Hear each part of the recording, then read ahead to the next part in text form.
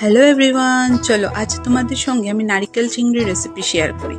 এখানে সমস্ত উপকরণ গুছিয়ে নিলাম। নারিকেল, একটা গোটা পেঁয়াজ, রসুন, আদা, কাঁচা লঙ্কা আর সরষে তো লাগছেই।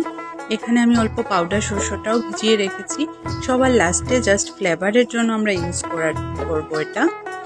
আমি না চিংড়িগুলোকে ফ্রাই করার আগে অল্প বয়েল করে নিলাম, তাতে করে টেস্ট আর স্মেল দুটোই খুব ভালো আসে। এখন বয়েল করা চিংড়ির মধ্যে আমি একে একে সব কিছু দিয়ে দিলাম। নুন, হলুদ, লঙ্কার পাউডার দিয়ে ফ্রাই করতে বসিয়ে দিলাম। চিংড়ি ফ্রাই হতে হতে চলো আমরা আমাদের মশলাটাও পেস্ট করে নিই। আমি গ্রাইন্ডারের মধ্যে সব কিছু একসঙ্গেই দিয়ে দিয়েছি।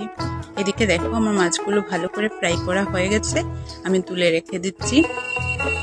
এবারে আমি অল্প পরিমাণে কালো জিরে ফোড়ন দিয়ে আমার গ্রাইন্ড করে রাখা সব মশলাগুলো একসঙ্গে দিয়ে দিলাম। তাতে পরিমাণ মতো নুন, হলুদ আর অল্প লঙ্কার গুঁড়ো দিলাম।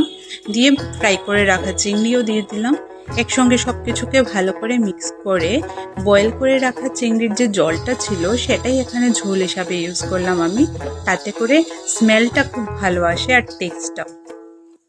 এবারে ঢাকা খোলার পর নামানোর অল্প আগে আমি ভিজিয়ে রাখা সরষে আর অল্প পরিমাণে কাঁচা সর্ষের তেল দিলাম জাস্ট ফ্লেভারের জন্য। দিলেই রেডি আমার নারিকেল চিংড়ি। Thanks for watching.